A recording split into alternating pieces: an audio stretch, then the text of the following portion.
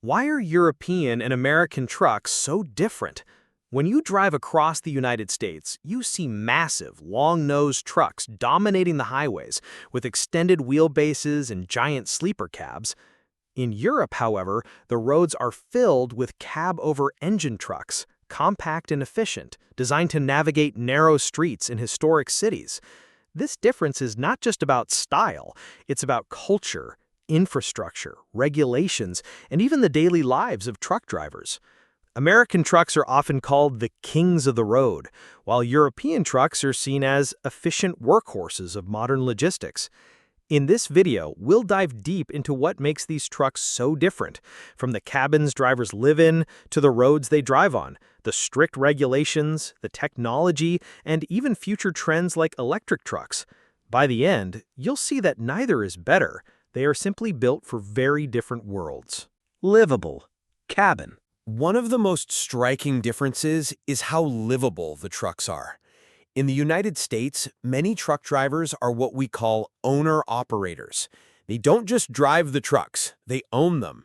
And since America is vast, these drivers often spend weeks, sometimes months, living on the road.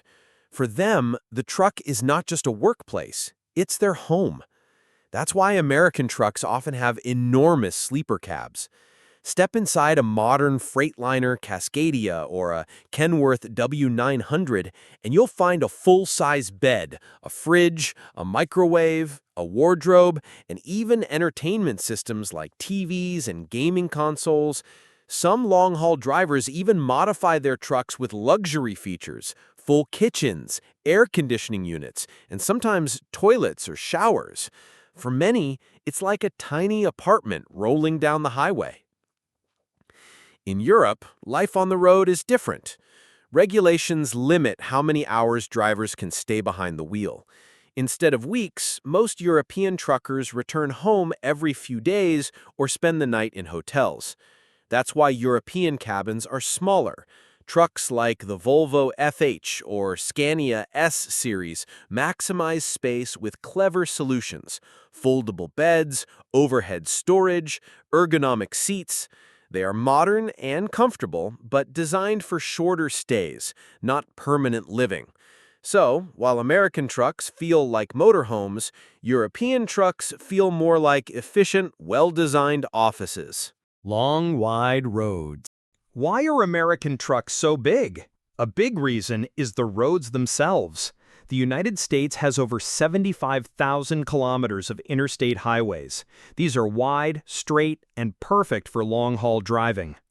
A long-wheelbase truck rides more smoothly on these highways, reducing fatigue for drivers who may spend 11 or even 12 hours driving in a single day. European roads tell a different story. Much of the road network was built centuries ago, long before modern trucks. Streets are narrow, bridges are smaller, and cities are crowded. That's why European trucks need to be shorter, lighter, and more maneuverable. The cab-over-engine design makes perfect sense here. It gives drivers better visibility, reduces blind spots, and allows trucks to navigate tight roundabouts, small villages, and historic city centers where space is limited. So, while American trucks dominate wide-open highways, European trucks are masters of tight corners and city streets. Strict regulations. Another major factor is regulations. In Europe, trucks cannot exceed 18.75 meters in total length.